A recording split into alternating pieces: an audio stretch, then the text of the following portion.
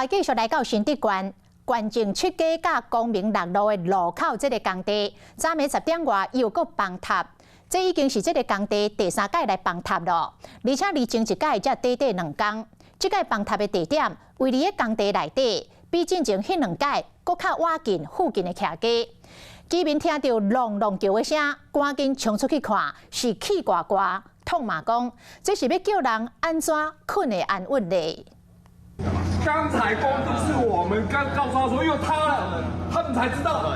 那你说怎么监督？3个半暝火气这么旺，但是因为这个工地又搁崩塌。它现在是最大的坑。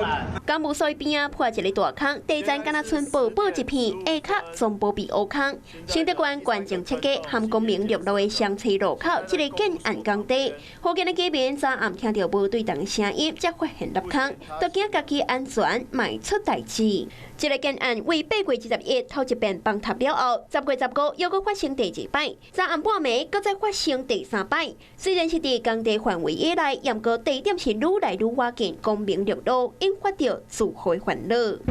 这建商可以保证我们住的安全啊。那工地赶快要该做什么事情，可以让我们可以安心的住，这些东西要赶快follow。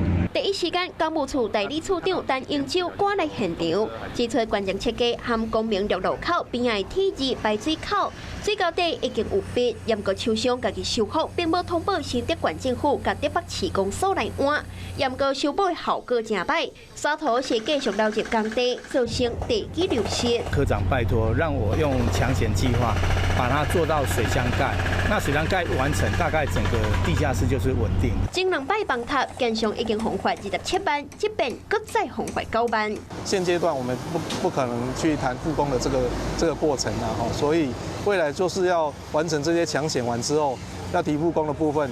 复工的审查，我们一样会邀请我们的专案小组的技师，还有我们周边的住户的代表，一起来开会。在崩塌的危机该度进前，禁止复工，确保社区安全，避免灾情搁再扩大。